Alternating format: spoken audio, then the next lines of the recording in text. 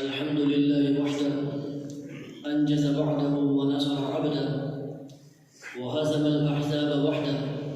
أما بعد، فأعوذ بالله السميع العليم من الشيطان الرجيم من همزه ونفخه ونفثه.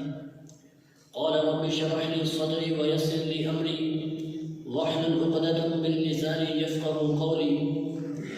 وأن هذا صراطي مستقيما فاتبعوه ولا تتبعوا السبل فتفرق بكم عن سبيله ذلكم وصاكم به لعلكم تتقون.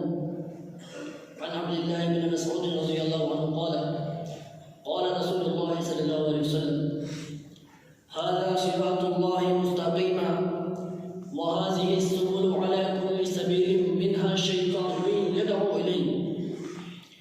سامعین عزیزِ شام اور منصب انصاف کی بلندیوں پر فائز منصفین کرام، موضوع سخن طائفہ منصورہ کون ہے جو کہ روز روشن کی طرح آیا ہے.